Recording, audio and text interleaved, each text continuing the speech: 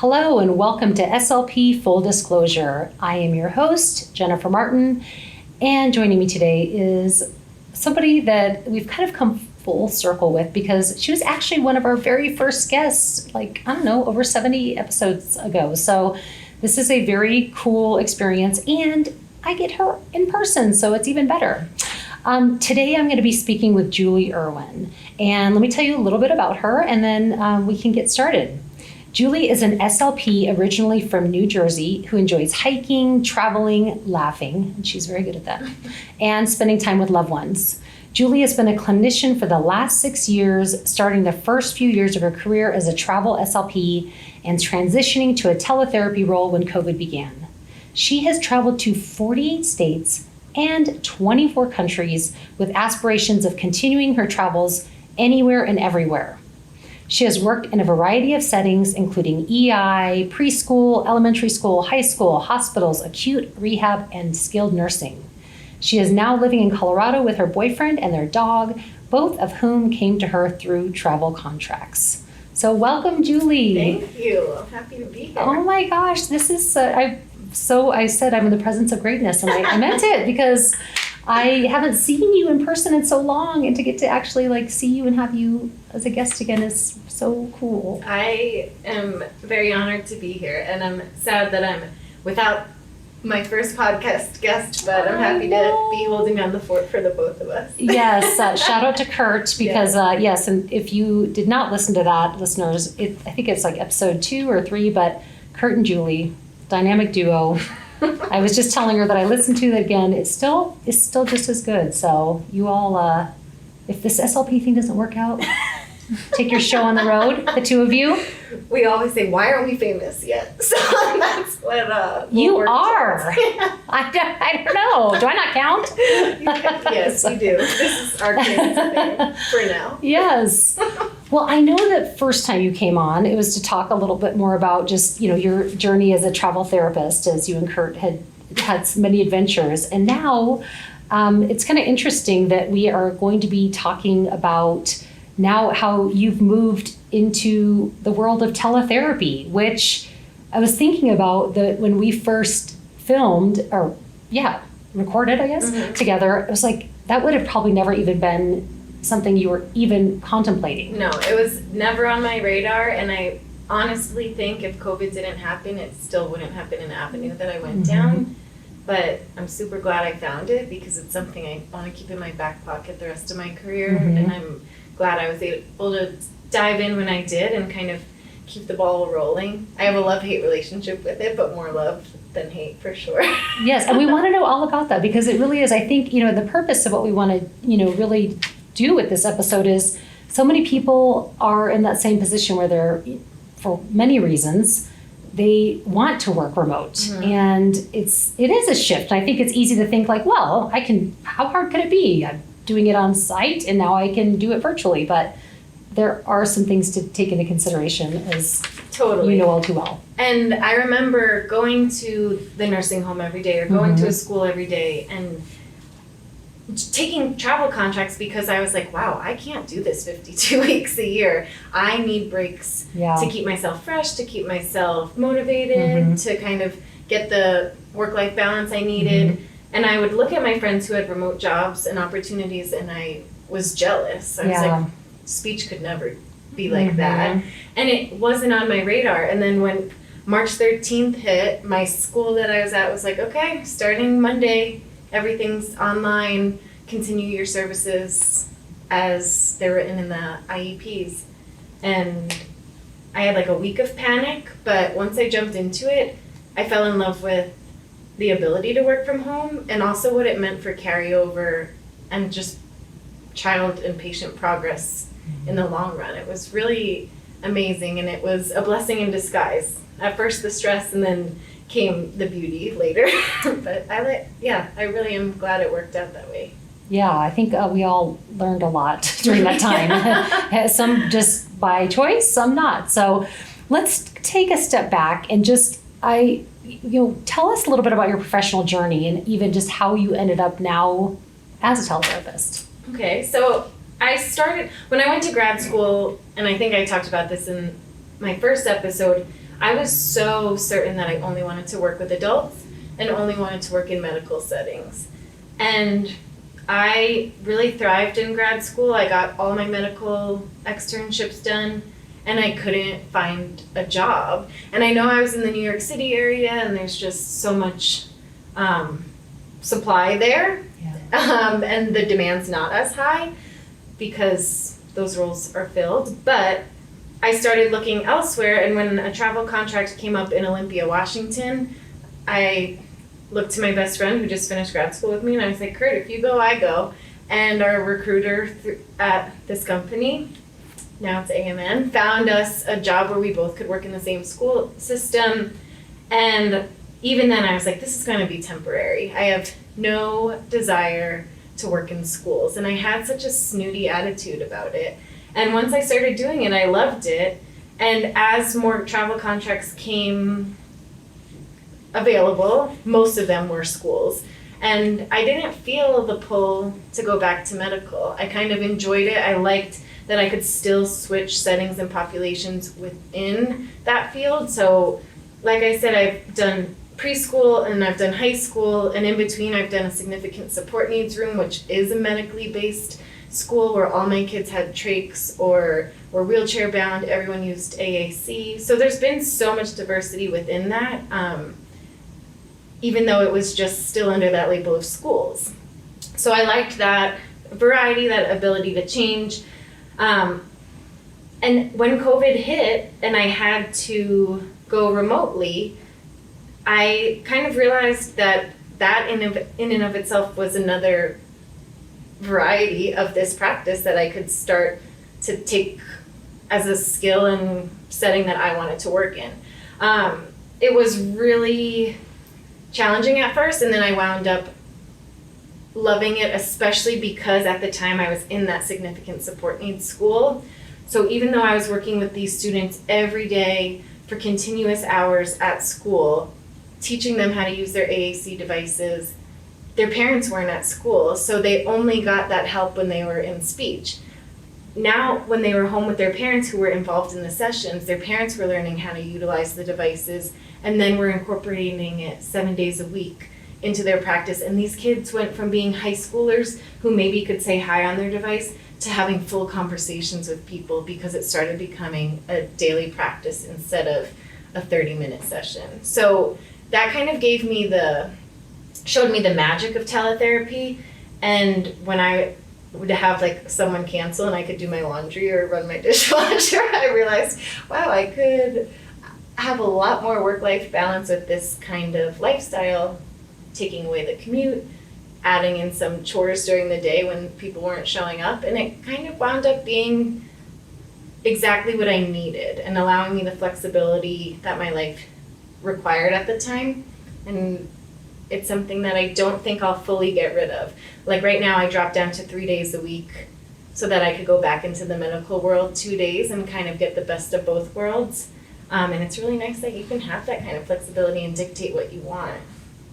Yeah, and you are such a good reminder as I'm listening to you because I was very similar to you where I was like, I'm will only be working with adults in medical. And then that lasted about 2 years. And I was like, this place doesn't close. I cannot work at a place that doesn't close. And so then ended up with babies. And so it's like, if you had ever said that was going to be the path, I would have thought you were crazy. Right. And so I think you're just such a good reminder that you may have an idea of what you want to do, but you would have never thought you would go from not only medical, but to schools, to then working virtually with schools. Totally. And now people ask me, well, could you do teletherapy for adults? I'm like, yeah, you could do teletherapy for whatever population you get contracted or hired to do so. And it is a really nice option for both the clinician and the patient to be able to keep them safe, keep them in their comfort zone, and to kind of allow them access to therapy that might otherwise not be accessible to them. So yeah, the paths have shifted quite a bit, and I think in the moment it could kind of cause some chaos and feelings of discomfort, knowing that things are getting like ripped out from under you. And then when you settle into it, it's kind of like that mix that I was looking for, working remotely and staying a clinician. And getting both of those perks together and getting paid pretty nicely for it too. Yeah, and I think it is one of those where somebody pointed out to me the other day, they said, well, I could see my doctor virtually, Right. and that's my health and wellness. So it's like, why can't we look at other avenues that are just as effective? And something else you touched on that I think I really noticed too when I was doing some teletherapy is that it forces there to be somebody on the other end, which I know sometimes feels inconvenient. Right. But that is where progress is made. It's like that whole model of, well, 30 minutes once a week, then I just fix them and send them on their way. And it's like, then you see, well, wow, they've been working on the same goal for 5 years. Right. Because the 30 minutes once a week is not working. And then now you've got the parents involved. Right. You've got support staff at school involved. So they're actually following through with a lot of that stuff. Yeah, it has allowed for a lot more progress than I ever saw prior to that in a school setting.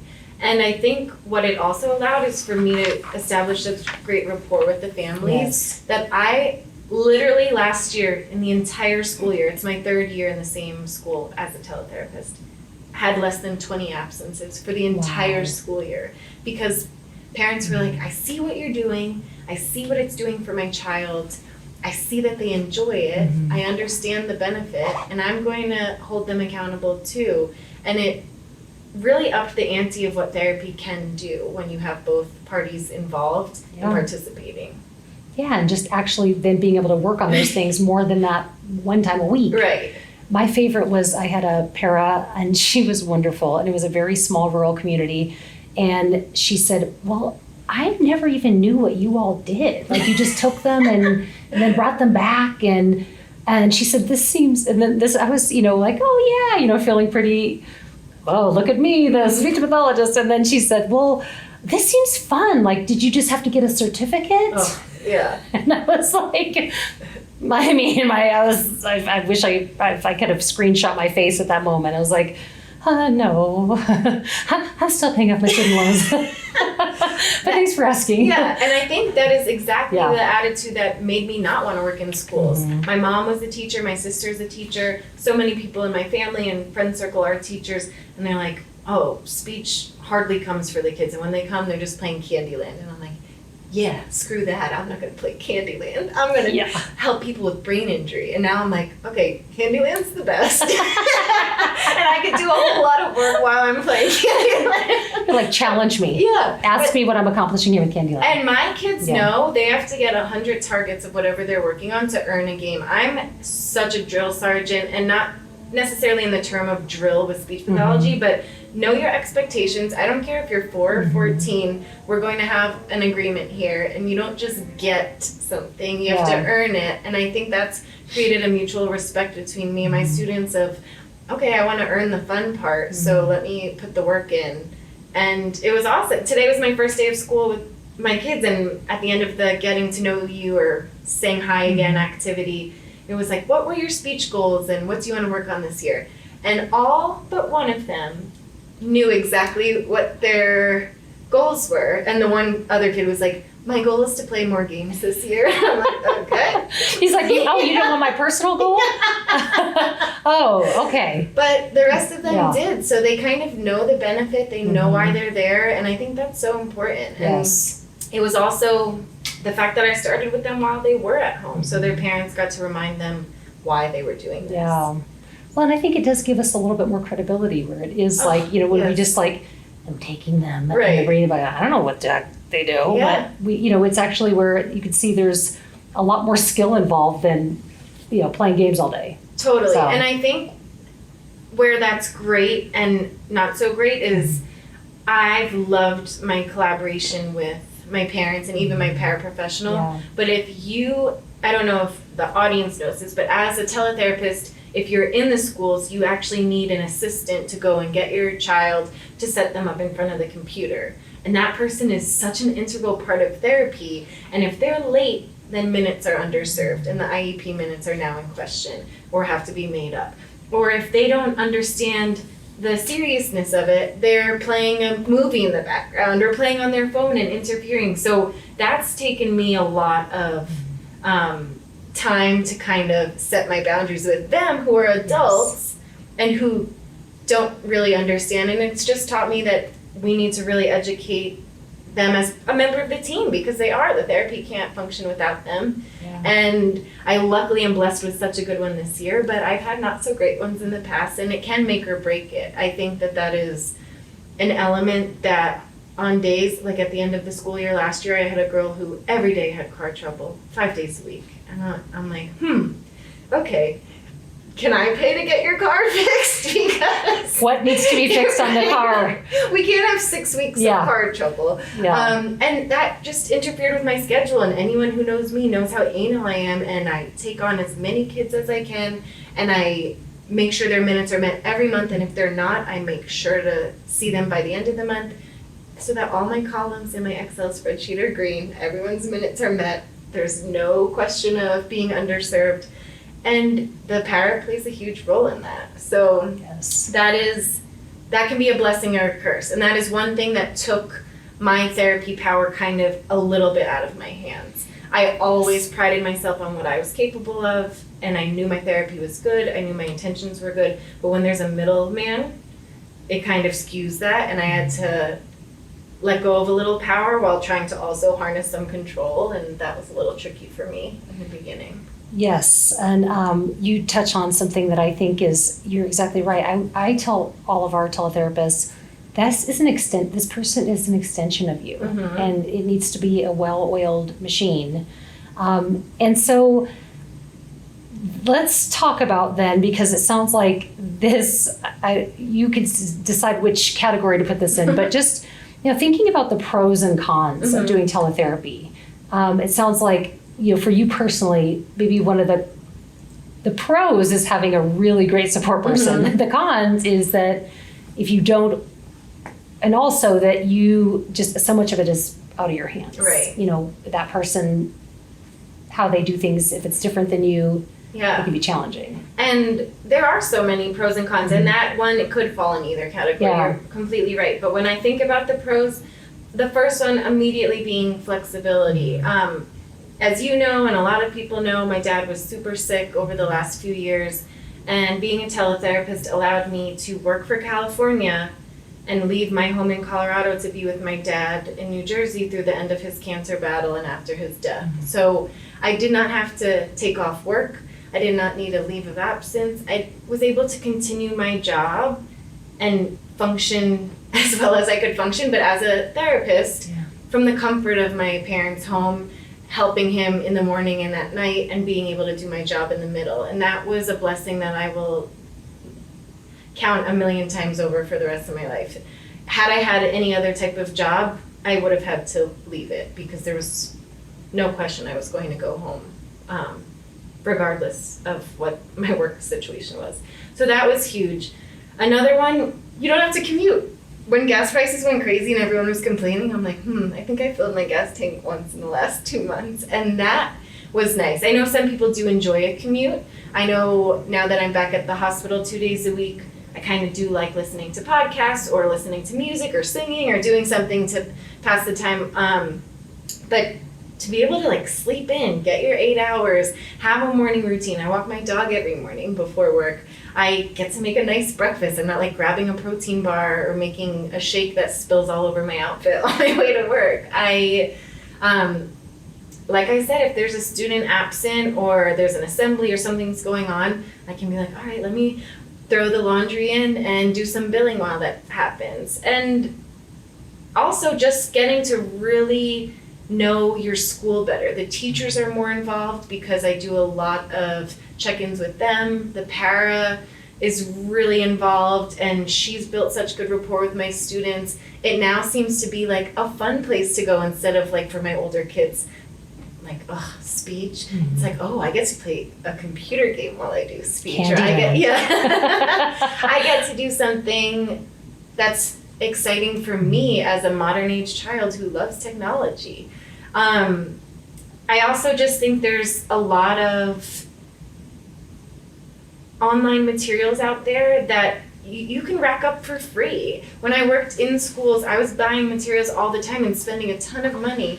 And sure, you can spend money on online materials as well, but the world is our oyster when it comes to what is out there. If you have a little time to look at Boom Cards or Teachers Pay Teachers or Ultimate SLP or all these programs that I love, there's so many free options or low-cost options that allow you to provide awesome therapy that's fun and engaging. I'm sure there are more pros, but those are what came to my mind. And for the cons, there are some days where I go crazy not having face-to-face human interaction with someone, especially because my partner is someone who right now he's on a 5-week job in Montana. So unless I have plans like coming to this podcast or seeing my friends or taking a yoga class, there could be days where I see no other human face-to-face. And the screen is different. I know that can be a con for many, especially with the masks and the screen. There was a lot that took away from that human experience, but that is a killer for me some days. I also feel drained being in front of the computer all day long. I do miss the camaraderie of being with a team. Like, yes, we talk a lot over email. Yes, we have Teams meetings or Zoom meetings, and I get to see their faces, but it's not the same as like, good morning, how are you guys? Like, cheers to a good day. Let's drink our coffees and plan together. And so I miss out on that for sure. I have always thought individual therapy is the gold standard, and I still do that in teletherapy. I know people do groups. I am not one of those people. I find that to be a little trickier, especially when my school offers one computer. So what are the kids going to do? Share a computer? No. Share headphones? Not well. No. Yeah. It's not going to go well. No. So for people who like groups or who have massive caseloads, I've been very lucky with having kind of set caseloads that don't go past the legal limit, so they're manageable. That's a relative term, but manageable for me. But yeah, not being able to group kids and kind of see them interact with others is a con. And yeah, the eye fatigue. My eye doctor is so mad at me for picking this up another year. He was like, your eyes are getting worse every year. And so now I have blue light glasses, and hopefully that will help the problem. But those are my cons. I really think it is more pro than con, but the lack of human engagement, team engagement, and face-to-face engagement do weigh heavily on me after some time, for sure. And if we're saying the para thing, I am a typical type A SLP. I would much rather, I case manage all my students. That's how it works right now. I'm the SLP for all of the speech-only kids at my school. The kids in our autism programs are with the on-site SLP. We just felt that was a better fit for our population. Which means I'm sending out all the meeting notices, scheduling all the IEPs, getting all the assessment plans signed, and that's going through the paraprofessional. So it's me emailing it to her, telling her what to write on the envelope, telling her where to deliver it, telling her when to pick it up, telling her how to make a copy and scan it. And I'm like, oh, I could do this so much faster. So I know the efficiency is not the same. But if I go back to pros, like right now, my school day is technically not over, but I'm done, the actual school hours are.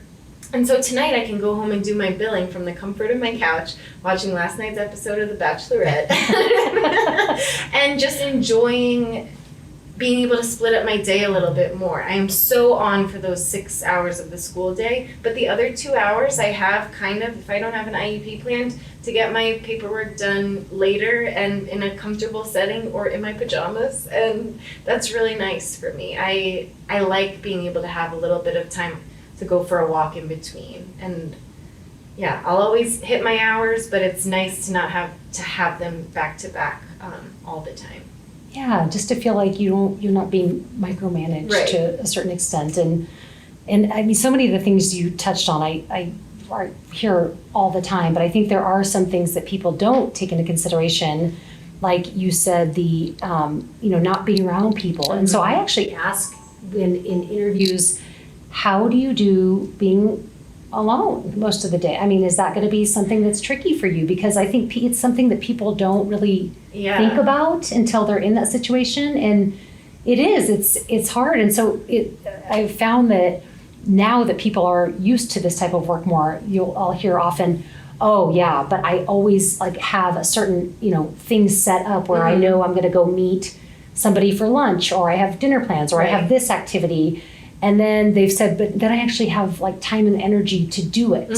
Before, if I'm at school all day, every day, like, I can't go meet you for dinner. I can't do this. So it is, I think, just finding that balance, but knowing yourself and what you need to compensate for some of those things. I think it does take either a certain personality or someone who's willing to kind of change some of their habits, because for me, I am so extroverted and I love being around people, and so it was a little tricky for me, but I also am so excited to have plans in my planner to look forward to at the end of the day, or people to see, whether it's every day or almost every day, where there's something to look forward to, and I'm excited to get out of the house and excited to maybe put on formal pants. I call those hard pants, Julie. I'm like, I'm wearing hard pants today.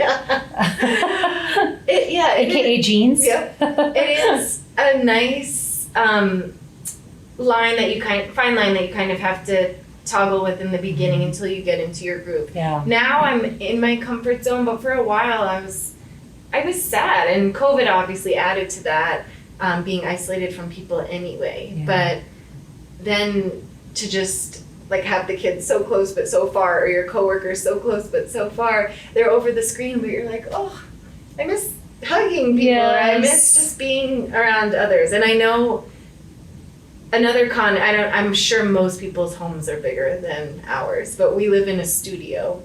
So when I'm doing therapy, it's all open, even the bathroom. It's just an open floor plan. So if Trent gets off of work, he can't come in. You're the like, rule crawl. is like, you do Army not, crawl. No, he's not even allowed in. I'm like, you do not open that door if you see me on the computer. And so he's like, okay, I can only ride my bike so many laps. He's like, I'm in the best shape of my life. Yeah, so I would say you have to have a designated workspace. Yeah. I loved where I lived for years. I've been in the same place for almost 5 years. It's a gorgeous studio on an estate in Colorado. We live in the guest house. The driveway's long, there's a pond, there's a creek, there's a full gym, there's all this stuff. But our living space, which used to be my happy place, is now my workplace, my sleep place, my eat place. It's everything. Yeah. And I think if I had the mental energy to move and find a space, or find a workspace for myself, I would do that. Because I think you don't want to kind of tarnish your living space if it is your sanctuary. And I think working there kind of did that for me. I'm trying to like close my laptop and be like, done. I'm not going in the desk area for the rest of the day, but it still is right there. And I find myself being like, okay, I know her IEP's due next week. I could just do it now and I'll keep working. Yeah. Which past my hours, which is not good. I know that that's not the right thing to do, but sometimes it is too easy when it's right there and no one's home to hang out with me other than my dog. Well, and I can see both sides, because I'm thinking too that, if when you're working in the school, there's this feeling of, it's almost this mentality, well, everybody stays late. We all stay late. We all work on the weekends. And so if you're not doing that, you start to feel like, well, then I guess I'm not a good employee. I guess I'm not. So I would always, my thing was like, I can't be the first one to leave. And so I was like, anybody in the hall? Anyone? And so, but there's times where your brain is fried. And so it's like, I'm going to force myself to do something. It's not going to be done well. But like you said, you can say, okay, I'm done with that direct work. I have some paperworky things to do, but I can kind of give myself a mental break before then jumping into that. Totally. And so I think that would be a huge pro, is that you can manage that time. Yeah. But then again, what you just said too, where it's like, well then, where do I, where's the boundary between like, when you leave school, you're like, well, I can't, all my stuff's there, but it is like, you need to get one of those, what are those? Divider. A divider where it's like, once it's closed, it's, you're off the clock. I should. And I am very good at keeping track of my hours, because that is something, I am so lucky to work for a school district that really supports me. They trust me. They've seen the work that I do. And we have over 100 therapists in our district, and yet I still am known to them And so I do not take that lightly. I make sure I get the work done. I do my hours, but they know that I'm going to. I know you probably have to build up that reputation first, but if anyone knows that I'm not responding to emails while I'm at this podcast, they know it'll be answered tonight. Like, I will get the work done. Yeah. But that flexibility is very nice. And to not be micromanaged is nice, and to not have eyes on you all the time kind of questioning what you're doing is really a luxury, because I know a lot of us believe in ourselves and our clinical skills, and because of comments like, oh, you play games all day, is that an easy certificate to get? That kind of... No, it was not. It's not. No, it's years and years and so much money for this degree that really is designed to help people, and we're not going into it to make money. Well, big money at least. So it stinks when people kind of undermine what we're doing, but to not have the eyes on you and then the teachers just see they're getting better and better, I'm like, yeah. That's right. There's me. Yeah. We did that. Yeah. Well, and I know you were kind of thrust into it. Mm-hmm. Like, okay, starting tomorrow, you are now a virtual clinician. And so, but thinking back, what would you say to somebody who's like, I'm really thinking I want to do this? Like, how would you suggest that they prepare themselves for this, or like questions that they could ask themselves, like, is this right for me? Other than, am I going to go crazy being alone? But I think, and I did talk to a friend from grad school who was kind of toying with the idea. I do think that if you want to work remotely, it's a great idea, but I would work I've only done it through school systems, so that's going to be what I'm speaking to, but I'm sure there are private practices that use teletherapy. Make sure it's a district that is very familiar with teletherapy. I've worked for a district that has tons of teletherapists, so they have your para set up for you. They have online assessments. They have online materials. They have a network of professionals who care about you and are trying to troubleshoot your issues. I could not imagine going into a school district that's new to teletherapy or only has a few and haven't worked out those kinks, because they're so integral to your actual outcomes. I think that you should question if you think you could do it for 5 days a week, because last year I was at my wit's end and I tried to quit, and they're like, well, you could stay like 1 day or 2 days or 3 days, and to be able to kind of pick what allocation you want was huge for me. So now I'm like, oh, I could do 3 days a week of staring at the screen and doing teletherapy and kind of spicing up my life on the other 2 days. So kind of knowing what you're looking for. If you are okay with the monotony of 5 days a week of doing teletherapy, yeah, that's for you. If not, ask if there are other options. I think another huge piece that I would want to know in an interview is, do you get paid regardless of who shows up? I'm very lucky that I'm kind of on it's an hourly, but it's also a salary kind of, like I'm guaranteed hours. So even though my kids aren't absent that much, when they are absent, I am still getting paid. I had a friend who did this during COVID and only got paid for the sessions where the children showed up for. So this woman who was pregnant, trying to work through the end of her pregnancy, probably make some money for this incoming baby, made like pennies because so many no-shows happened. So they maybe sat at their computer for 8 hours and 2 people showed up, so they got paid for 2 sessions. That would never fly with me. I would advocate for the fact that you're preparing, you're setting it up, you're a professional, and if you're not willing to pay me if someone doesn't show up at school that day, that's not on me. That's something that I actually talked someone out of taking a job that was like that, because we can't control. We know what, in whatever setting you've worked in, you can't force someone to come to therapy. And even though it might be easier from a computer screen, now that schools are back in session, the kid still has to come to school to access the teletherapy. So yeah, making sure what your payment would be like is key. I think feeling comfortable with yourself and feeling strong in your clinical skills where you kind of have to do a lot of troubleshooting on your own in the moment. Even today I had an internet glitch and I'm like, okay, my IT hat's coming on.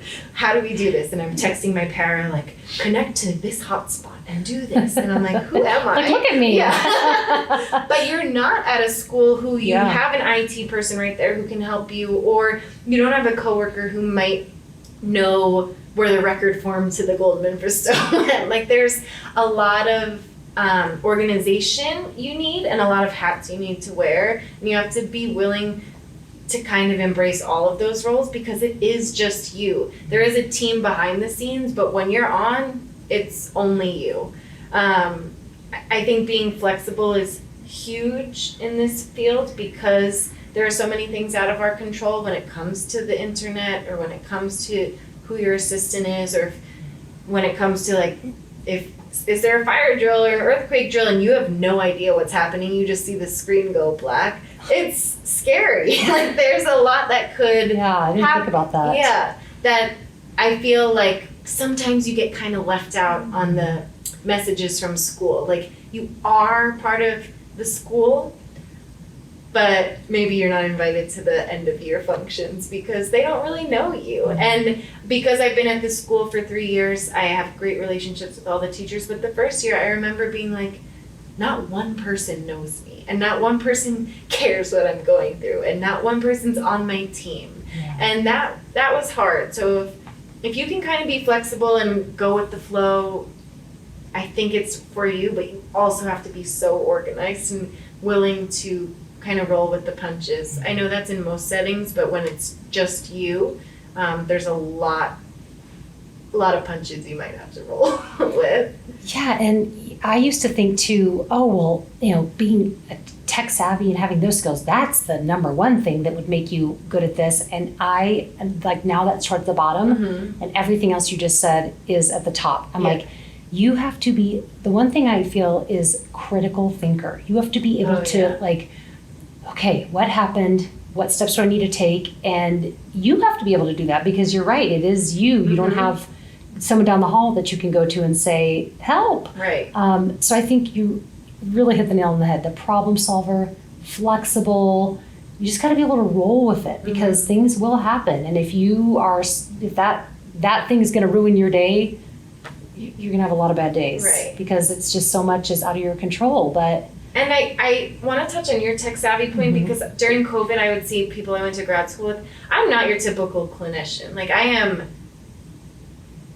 more harsh than I am warm and fuzzy with the kids. And it's worked because they know it's tough love and they know how much I care about them. But I'm seeing those like Instagram SLPs with their green screens and like creatures are flying out and like I'm in the ocean eating the words and the kids actually fishing and I'm like, how the heck did you do that? Meanwhile I have such basic things pulled up, but you don't have to do that to get great results and to have fun with your kids. So I think if I wasn't thrown into teletherapy, I probably would have seen what could be done and say, oh, that's not for me. Like I don't know how to work a green screen, or I don't know how to. I had a girl in grad school like riding up and down on an elevator. I'm like, how does she do it? It was in her green screen. Yes, the green screen? And each floor would be a different speech element, I'm like, come on. Okay, here's my word list. You know that 10 hours you got back not commuting? That's where that went. Right, making that totally. So, which is great. That's your bag. Yes. I love it for you. I am so impressed by those people, and those kids are so lucky, but I'm saying you don't have to do that for it to be fun, engaging, and effective. So if you're worried about your lack of creativity, I was a math major in undergrad, and I was able to swing teletherapy. And look at you now. Be creative. So it's something that you don't need to have a gold star for when it comes to being the most creative. I still go by the don't reinvent the wheel. Like use materials that are out there. I am at the point now where I know all my kids' goals, and yes, I'm very organized with my data sheets, but I don't have to prepare much in the morning. Like as the paraprofessional, that is the nice part. They go to get your student and bring them back. So I'm at a small school, but it still probably takes 3 minutes for that to happen. I pull up what I'm going to work on, and everything's organized. but I don't need to spend a half hour, 45 minutes at my filing cabinet pulling materials for the day. I have everything organized on my computer, and I'm like, okay, this kid's working on irregular verbs, type that in, pops up, and it's right there. So it kind of takes out a lot of the extra work. And I have those materials for life now. So whether I continue to do this 3 days a week or just do it 1 day a week or go back to full time, I have everything at my fingertips. Versus like this summer when my mom sold our family home and I had probably 30 huge Tupperwares filled with binders of hard materials I've used throughout the years. I'm like, I can't throw these out because that would hurt my soul, but where am I putting them? I'm not paying for storage. I have the same binder, so don't feel like you're alone there. Yeah, but the computer piece is nice. It's all right there. And to be able to work from wherever. Yes. I know in some countries you need a different VPN or that can be tricky. Like I went to Guatemala my first year doing this and I was like, they'll never know. And I couldn't get onto the internet. Like, and I was like, they know. know. Oopsies. But throughout the US, I've been able to be home with my family, visit my boyfriend on his jobs, visit my best friends, and add travel into my lifestyle. When I worked in skilled nursing, I got 12 days off a year. And if I didn't work Christmas, I had to work the Saturday right after it. Like, this is like, okay, if seeing your family is not vacation time for you, it is for me. But for people who's not, you can work with your family, spend some time there. And then when you get a break from school, go somewhere fun. And it just opens a lot of doors for more opportunities. Yeah, that piece is, you're right. You can't, that if you want the balance, if you want, I mean, I was literally talking to somebody that she said, I have 10, her commute was almost an hour each way. Oh. And she's like, I have 10 hours back. And I'm like, that's like a day. Right. I mean, all the things that you can do. She's like, I'm healthier. I'm now walking. I'm having a proper meal that's not in my car. So, I agree. There's so many.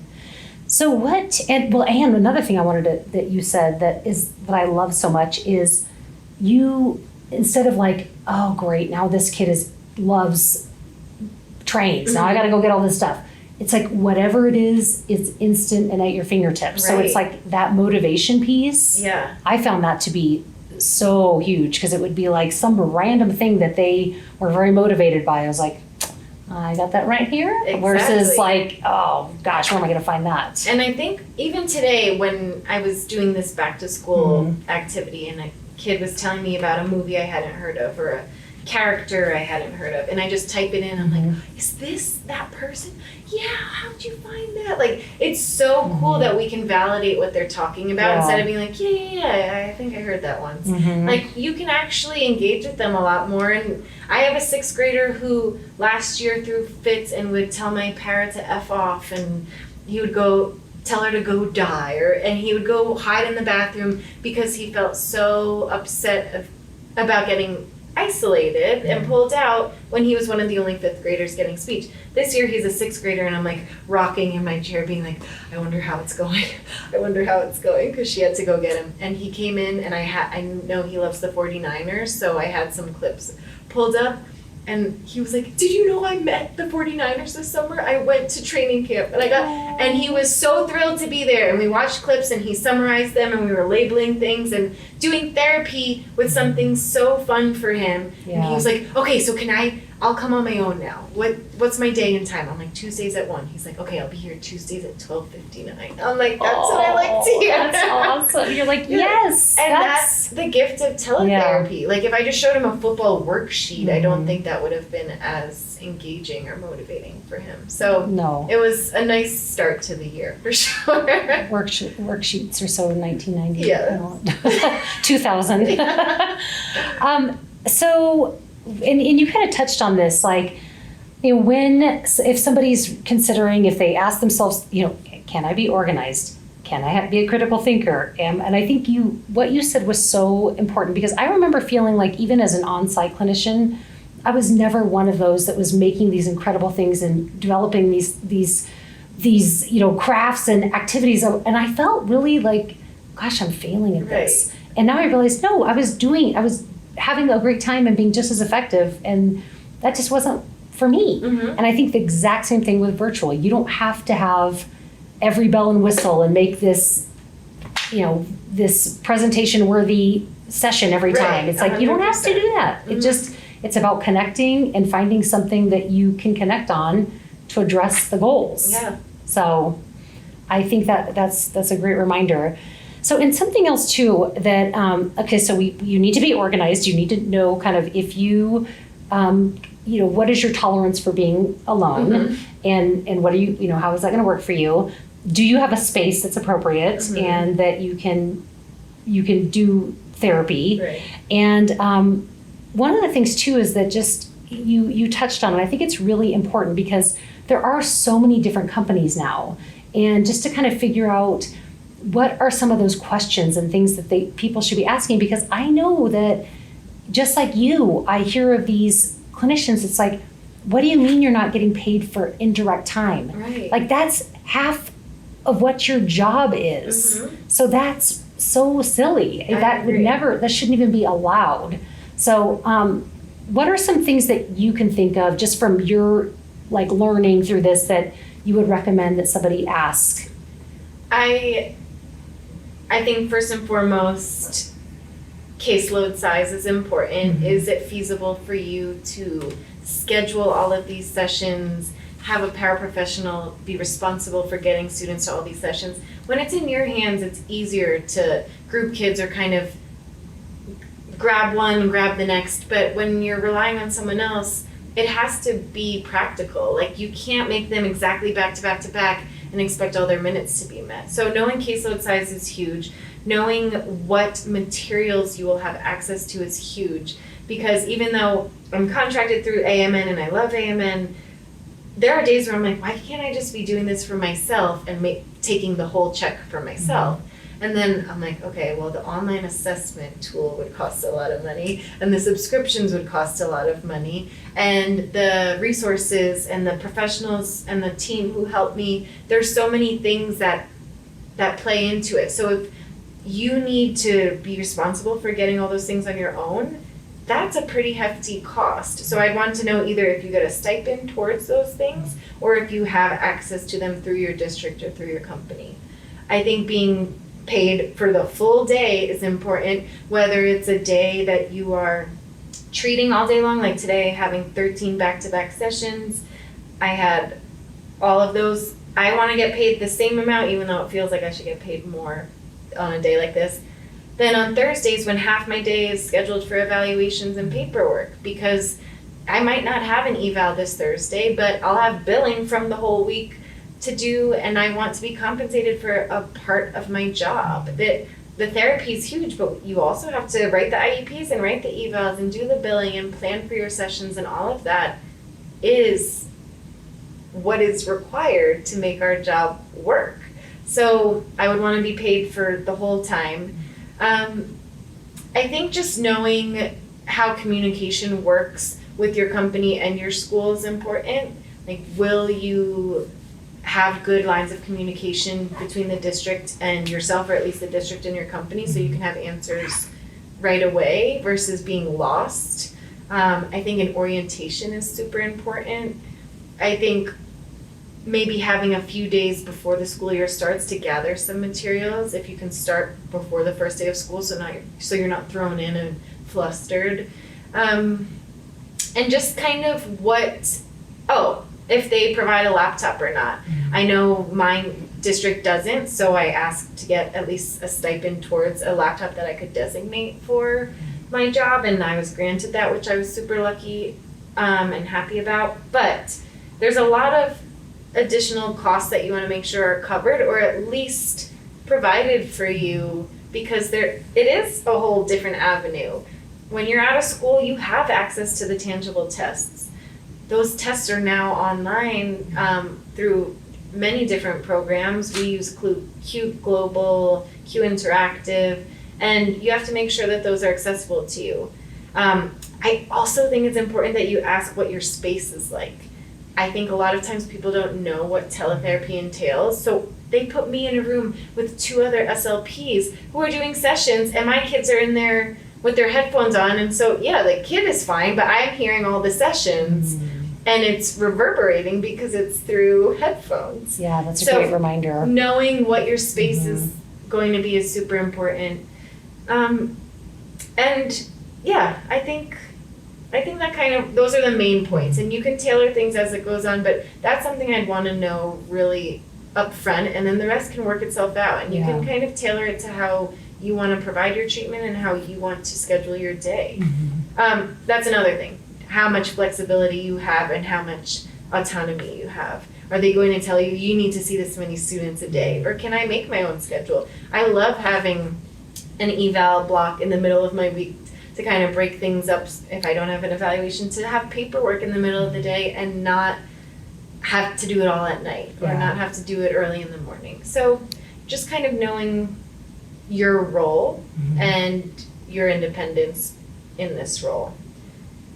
Yeah, I think those are great suggestions. And I think another one too is just, because you mentioned this earlier, that you like seeing them one-on-one. Well, I mean, I know when I was on site at my last school, I would have 7 kids in a group. Right. Now, that's not even doable on site. No. And none of them were working on the same thing, and they were all different grades. And so that was when I was like, okay, well, I realized, and it was a very, like, the kids were very high needs at that school. I loved it, but I realized, okay, I'm the only positive interaction they're having with an adult today. I know we didn't do anything speech and language, but I'm the only, that was kind of how I had to, justify. Yeah, but I think, granted, you would never have that many, virtually, but it is also that I think some schools may think, well, you can put 4 in a group, right? Or 3. And so that's where we have to advocate and explain that actually that won't work for these reasons, but this is what we can do instead. And you're bringing up another good point of, I always, at the beginning of the year, I look at my caseload, and day 1, I email my supervisor, boss, whatever we would call her, and say, just so you know, I'm at my cap. So how quickly can you get additional support, or what would you like me to do, because I'm not compromising my therapy? And just to keep that on her radar.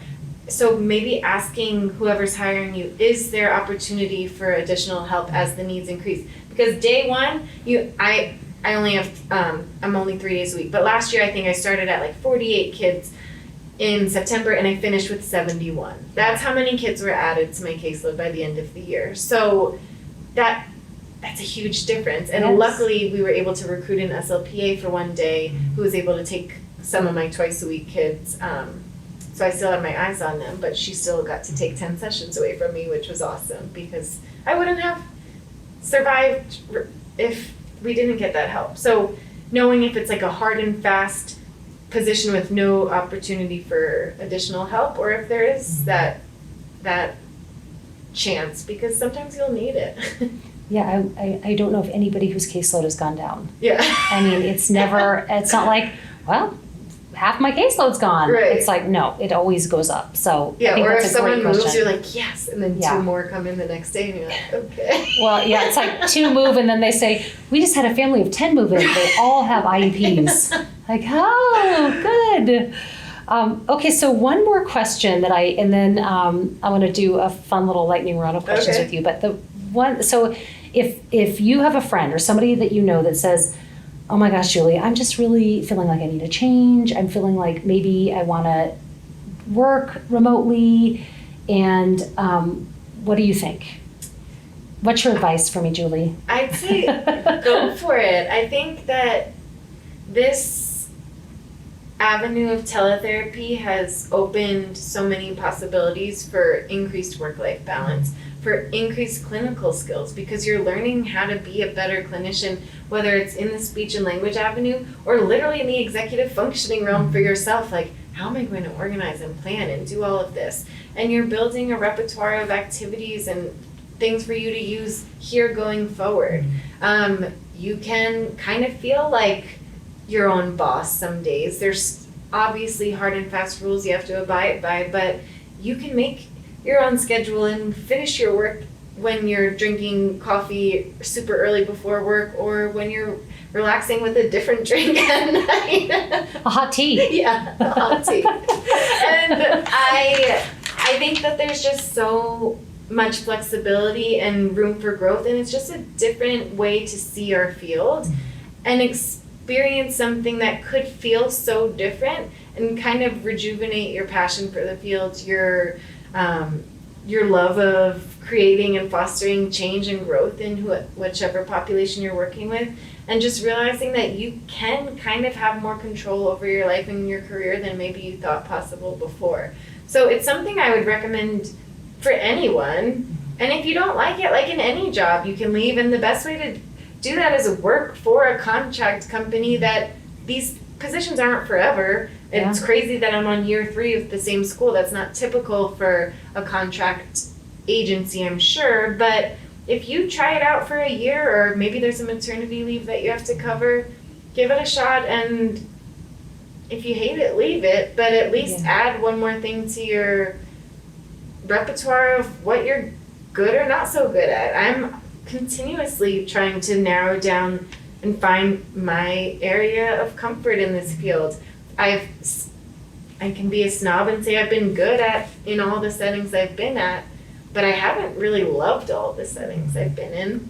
And so why not try one more thing and see if the schools or if skilled nursing with 90% productivity or hospitals aren't your jam anymore. This is a route that's worth pursuing and at least trying. Yeah, nothing to lose. And I think you are exactly right that you being so diversifying so much has probably helped your job satisfaction. Totally. Because you don't really give yourself the opportunity to get completely burnt out. Right. It's like, okay, I'm going to use my skills and just use them in a different way. And this is, I think, a great way for somebody to try that. So yeah, I think it could add a lot of pizzazz to people's lives who are in ruts right now. Because especially after COVID, if you're in healthcare and you worked nonstop over the last few years in a medical setting and kind of just need a break, this is a great way to keep a strong salary while doing what you love, but getting to relax a little bit and not, I didn't have to wear a mask for longer than an airplane flight through all of COVID. Like now that I'm back at the hospital, I'm like, trying I can't breathe. I'm like realizing that these poor people put up with it for years, and I got to, on most days, wear pajama pants under my work shirt and call it good. No, I thought that same thing when you said that. It's like, didn't have to wear a mask. And it just, And I got to keep myself safe, and more importantly, my dad safe, and people who I really cared about. I really think that this opportunity fell into my lap for a reason, and I'm glad that it did, because I don't know what I would have done if I had to take the last year or so off from working. It was a blessing in disguise for sure. Yeah, and it also benefited the school, because had you had to take a year off, they would have had to replace you. Right. They got to keep Julie with her green, all green. That was like when you said why you keep your third year, because your all green spreadsheet, okay? Well, your work ethic. My principal's pretty tough, and year 1 we had some tiffs just because she didn't know who I was and I didn't know who she was. And this year I'm like, hi, I'm only working Tuesdays through Thursdays this year. I hope that's okay. She was like, girl, you don't have to tell me anything. She's like, I have full trust in you. You keep doing what you're doing. I'm going to send one of my, a student your way, because seeing what you do is amazing. And there's just so much faith in what I do and support. It's really nice to kind of get that longevity. I haven't had that. I've only done contract work up until this point, so it's nice to have such a strong backing and people who believe in our work and believe in me and kind of give me the run of the show. I kind of get to dictate what happens and when, just because they know I'm not going to miss anything. Well, if somebody is listening who's never thought about doing teletherapy, they're going to be like, I want to do this now. I'm like, I've done it and you've sold me again. I'm like, well, maybe I'll come join you at your district. It's a good place to work. I love my students. Yeah, well, you are well loved as well. Okay, so now we're going to do a lightning round. Okay. And do you know what this means? I can guess. You can explain it. I'm going to ask the question and you're going to answer, and I'm not going to linger on it, and I'm Okay. going to move to the next one. Oh, okay. And that's not my strength according to somebody that I work with, so I'm trying to... Same questions? No. Oh, different questions. Yes. Okay. Here we Okay, go. so here's number one. Okay. Would you rather give up access to the internet or give up access to motor vehicles? For my job or for... Forever. Oh, gosh. Vehicles. Okay. See, this is where I got to keep punching through. He said, don't stop. Okay. What area in the field of speech pathology would you feel comfortable if somebody came to you and said, you're going to teach a college course tomorrow? Articulation or AAC. Okay, got two. I don't know if I have one. Okay, what is your favorite standardized speech and language test? If you had to say, if somebody said you can only give one for the rest of your career, Oh, what would it be? gosh. I know the ones that I use are hated by a lot of people.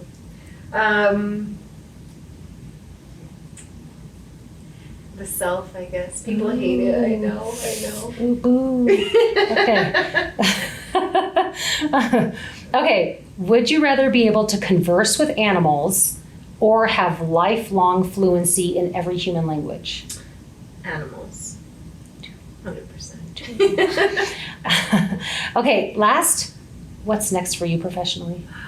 Well, I just started this job at the acute rehab hospital, and I'm excited to get back in the medical world, learn a little bit, refresh some skills, kind of diversify what I've been doing I've been in schools the last 6 years with just like some PRN skilled nursing interwoven in there, but this will be fun to kind of get the confidence that I used to have in the medical world, but lost over the last 6 years.